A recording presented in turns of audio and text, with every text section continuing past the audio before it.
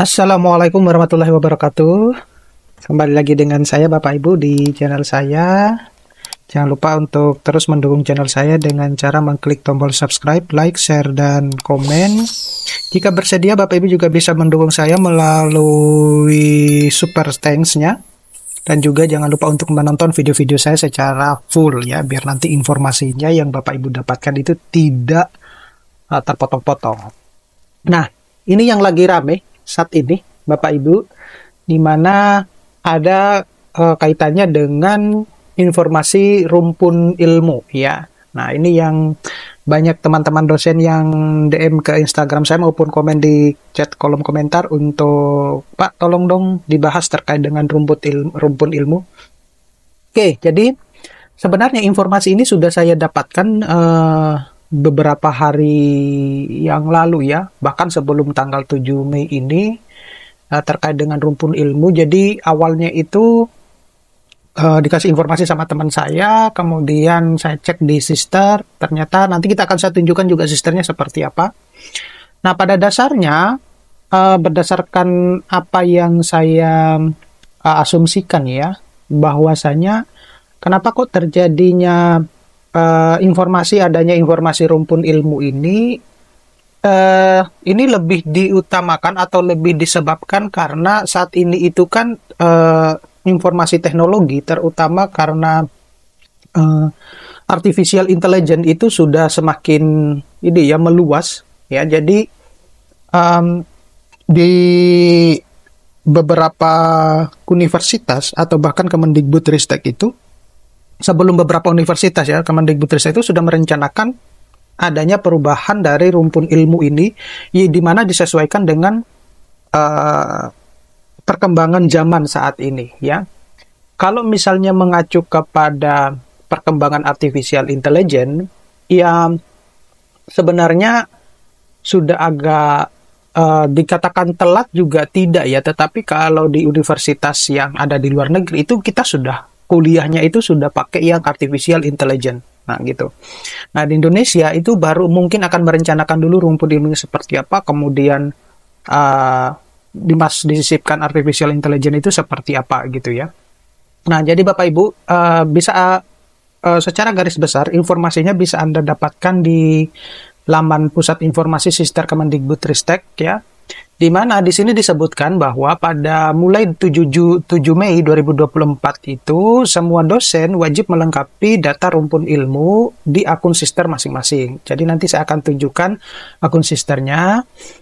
Hal tersebut ini bertujuan untuk memastikan terciptanya tata kelola dalam pelaksanaan penamaan program studi dan rumpun ilmu sesuai dengan keputusan Direktur Jenderal Pendidikan Tinggi, Riset dan Teknologi nomor sekian ya, tentang nama program studi dan jenis pendidikan akademik dan pendidikan profesi, serta keputusan Direktur Jenderal Pendidikan Vokasi nomor sekian tentang daftar nama program studi jenis pendidikan tinggi vokasi. Di mana kedepannya data rumpun ilmu dosen itu akan digunakan sebagai dasar untuk penugasan asesor atau penilaian pada proses sebagai berikut. Ya, jadi ini apakah pertanyaan yang paling mendasar yang saya tanyakan itu, apakah dengan adanya rumpun ilmu ini akan memudahkan para asesor itu bisa lebih mudah menilai gitu ya? Karena seyogianya kebanyakan dosen-dosen yang menjadi asesor BKD itu, mohon maaf ya, itu sudah senior hanya karena mereka memiliki jabatan fungsional yang tinggi gitu. Nah, kalau tolak ukurnya itu adalah karena memiliki jabatan fungsional yang tinggi, sedangkan dalam tanda kutip ya penguasaan teknologi itu masih minim, maka semestinya kalau menurut saya tidak semacam itu ya. Jadi kalau saya lebih kepada yang benar-benar menguasai dan memiliki memiliki kinerja yang bagus sih semacam itu. Tapi itu juga agak sulit untuk menentukan bahwa bagaimana sih sebenarnya kinerja yang bagus itu. Oke, kita anggap bahwa semua penilai asesor BKD itu mampu akan melakukan penilaian ya. Mudah-mudahan ini akan lebih dipermudah ya dengan adanya semacam ini. Artinya dipermudah itu seperti apa? Karena banyak yang saya alami ya, yang melapor kepada saya itu bahwa tidak adanya suatu pakem yang memudahkan para asesor itu menilai dosen-dosen yang sedang melakukan pelaporan LKD ya, LKD BKD-nya. Kenapa demikian? Kadang misalnya file yang diupload itu kurang terbaca, kemudian ada yang landscape, ada yang portrait, itu yang membingungkan kadang yang semacam itu, gitu ya. Nah, jadi kedepannya itu rumpun ilmu ini akan menjadi penugasan bagi asesor penilaian pada asesor dalam hal ini adalah asesor BKD yang akan berlaku mulai ganjil 2024-2025 Bapak Ibu, berarti tahun depan ya, tahun ini ya, di bulan Agustus September itu. Kemudian penilaian sertifikasi dosen ini berlaku mulai sertifikasi dosen gelombang 2 atau seterusnya. Nah, agar terdapat relevansi dan pemahaman substansi terhadap kinerja dan kegiatan yang dilakukan oleh dosen terkait berdasarkan rumpun ilmu yang terstandar antar layanan. Nah, ini salah satu contoh hierarkinya rumpun ilmu, di mana di sini dicontohkan itu adalah kita contoh pada dosen pendidikan formal terakhirnya itu adalah S2 Matematika dan mengajar di program studi matematika. Nah, ini yang menjadi banyak juga pertanyaan, terutama ada yang bahkan sudah lulus S3, S1, S2, S3-nya itu berbeda. Nah, bagaimana dengan kasus yang semacam ini? Kalau saya sih mengutamakan bahwa Anda home base-nya di mana ini? Gitu. Ya, karena saya punya beberapa case ya, yang memang ngelapor ke saya, yang di Instagram saya, ya kebanyakan di Instagram, itu menanyakan bahwa saya itu S1-nya ini, S2-nya ini, S3-nya ini, jadi berbeda. Tetapi home base-nya itu yang berada di S2, gitu. Nah, itu yang akhirnya saya tanya, loh kenapa waktu sudah tahu bahwa home base-nya itu di situ, di S2, kenapa kok justru mengambil S3-nya itu bukan yang sesuai dengan pendidikan S2-nya atau sesuai dengan home base-nya? Nah, itu ada yang macam-macam lah jawabannya ya. Ada yang karena politik lah, ada karena dia sudah tidak ada usaha atau tidak ada effort atau tidak ada passion lagi untuk belajar di bidang tersebut. Nah, kemudian saya bilang bahwa lah kalau sudah tidak ada passion, ngapain kalau begitu jadi dosen pada bidang tersebut gitu. Ada juga yang mengatakan bahwa saya ingin mengetahui ilmu berbagai macam ilmu gitu. Jadi macam-macam. Nah, ini adalah contohnya Bapak Ibu. Kita bisa lihat dari grafik ini ya. Di sini yang diwarnai-warna biru itu kan dari rumpun ilmu formal, kemudian ada pohon ilmunya. Pohon ilmunya yaitu karena di sini adalah yang dicontohkan matematika, maka cabang ilmunya juga adalah matematika. Tetapi kalau kita lihat di pohon ilmunya yang tidak berwarna itu, di situ ada komputer, kemudian ada logika. Artinya seperti apa? Jadi rumpun ilmu formal itu ini ke depannya karena di Indonesia itu ketika kita melakukan eksperimen ya ataupun menghasilkan publikasi itu sebisa mungkin itu ya itu saja gitu ya. Padahal kalau di luar negeri itu dia bisa saja join sama yang lain, jurusan yang lain. Contohnya misalnya saya adalah di teknik lingkungan gitu. Nah, di teknik lingkungan di sini itu kita bisa kolaborasi riset sama kedokteran di situ. Dan bahkan kalau yang fisika itu di kampus saya itu dia kolaborasinya sama ini bagian-bagian yang membuat kosmetik gitu. Jadi kalau kita tarik ulur ke lebih dalam, ternyata kena juga ya gitu. Nah, itu yang Indonesia itu belum sampai pada tahap itu. Nah, di sini kemudian kalau kita lihat di cabang ilmunya di situ adalah matematika. Tetapi kalau kita lihat di yang lain, misalnya kalau komputer itu ada kecerdasan buatan. Nah, ini yang masih menurut saya bahwa kecerdasan buatan itu tidak, atau artificial intelligence itu tidak hanya monoton pada ilmu komputer saja. Jadi semua rumpun ilmu itu bisa masuk ke artificial intelligence. Nah, itu yang menurut saya bahwa artificial intelligence itu sebenarnya ya global gitu ya. Kemudian ada sistem informasi, rekayasa perangkat lunak, kemudian ada teknologi informasi. Sedangkan kalau matematika itu adalah matematika terapan, matematika sendiri, kemudian statistik terapan, dan juga statistik. Sedangkan kalau logika, ya udah logika aja gitu ya. Nah, bagaimana dosen dapat memilih rumpun ilmu pohon dan cabang ilmu yang tepat? Nah, di sini dijelaskan bahwa Dosen itu dapat memilih rumpun ilmu yang paling merefleksikan keahlian dan pengetahuan yang paling Anda kuasai sebagai dosen, gitu ya. Dan Anda dapat mempertimbangkan riwayat pendidikan formal dosen tersebut maupun program studi yang sedang Anda ajar. Jadi disesuaikan dengan satu kemampuannya, keahliannya. Kemudian yang kedua itu adalah disesuaikan dengan program studinya yang sedang diajar saat ini. Nah, kesesuaian rumpun pohon dan cabang ilmu ini, yang pertama itu pendidikan terakhir yaitu S2 atau S3. Kenapa di situ masih ada S2? Karena masih banyak ya dosen S2. Maka dosen dapat memilih rumpun ilmu sesuai dengan kondisi berikutnya. Jadi jika data pengajaran dan pendidikan formal tidak selaras, dosen dapat mengacu di rumpun ilmu sesuai dengan ijazah terakhir. Ya, berarti dengan kata lain, kayak seperti kasusnya teman saya, kalau kita mengacu pada poin 1 ini, dia harus pindah home base, gitu. Dia harus pindah home base karena kita mengacunya kepada ijazah terakhir. Tetapi jika ada data pengajaran dan pendidikan formal itu selaras ya, maka pemilihan rumpun ilmu juga dapat mengacu kepada pengajaran, gitu. Nah, kasusnya teman saya itu ya, atau ya saya anggap teman saya itu, bahwa S1-nya berbeda, S2-nya berbeda, S3-nya berbeda, tetapi home base-nya di S2 gitu kan. Nah, oleh karena itu yang bersangkutan mau tidak mau dia harus pindah home base sesuai dengan ijazah terakhirnya. Nah, untuk memudahkan Anda, daftar rumpun ilmu, pohon ilmu, dan cabang ilmu yang dapat dijadikan referensi, Bapak Ibu bisa mengklik yang tombol ini ya. Nah, cakupan data rumpun ilmu di sini. Cakupan data rumpun ilmu yang perlu dilengkapi di Sister itu seperti apa saja? Jadi ada data rumpun ilmu yang bersifat wajib diisi, ada data ilmu utama pohon ilmu yang bersifat wajib diisi, dan data bidang ilmu yang tidak wajib diisi. Ya, jadi ada 2 yang wajib diisi, ada yang 1 yang tidak wajib diisi. Tetapi itu kalau menurut saya Bapak Ibu diisi semuanya. Ya karena kenapa? Karena aturan di Indonesia suka berubah-berubah gitu ya. Dan tidak ada salahnya kalau kita isi semuanya.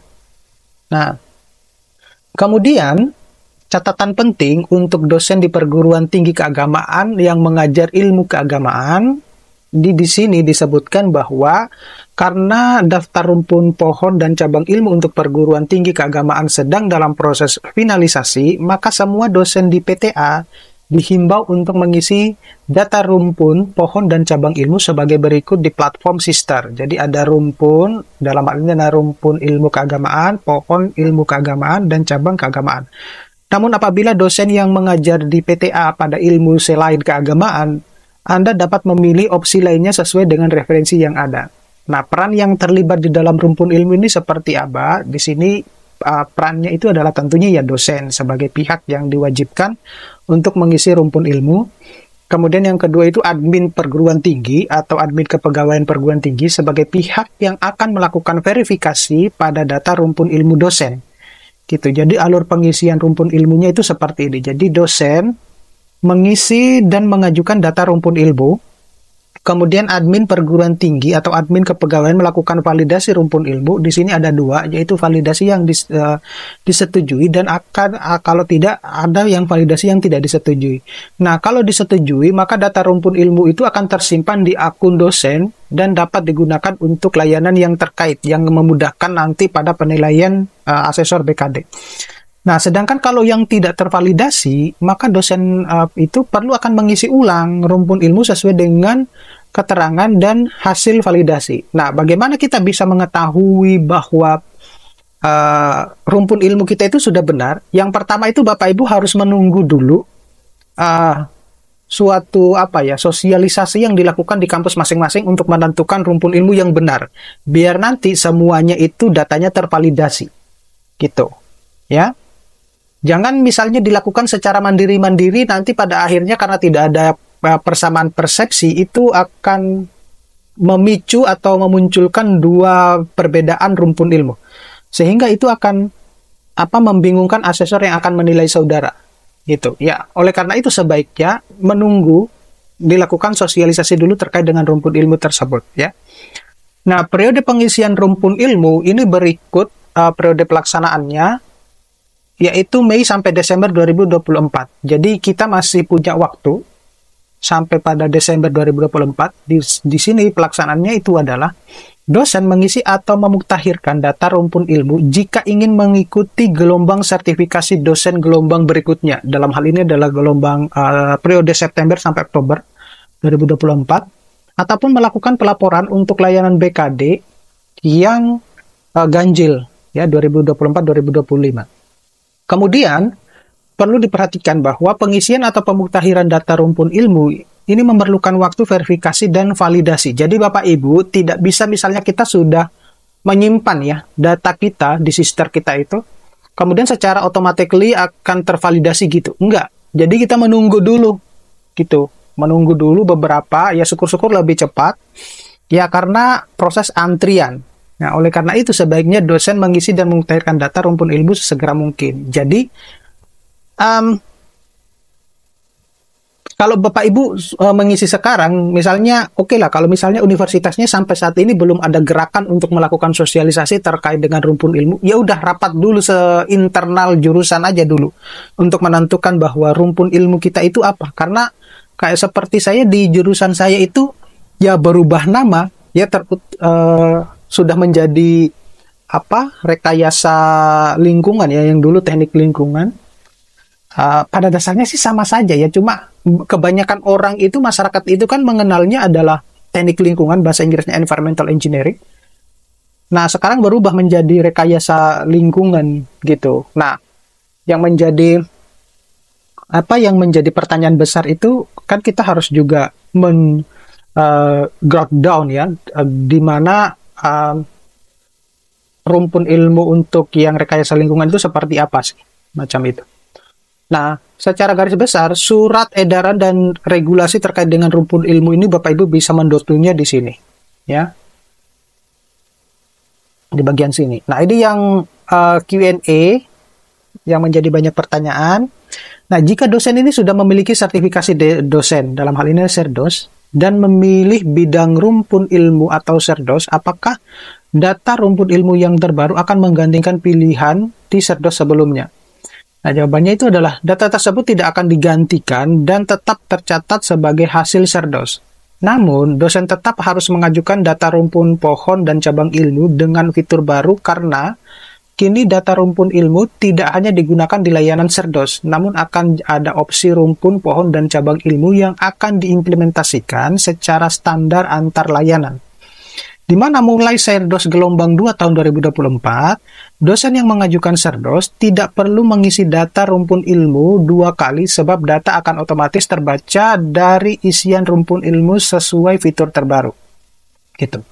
Kemudian, bagaimana jika sebelum saya sudah pernah mengisi bidang ilmu pada menu profile, kemudian data pribadi?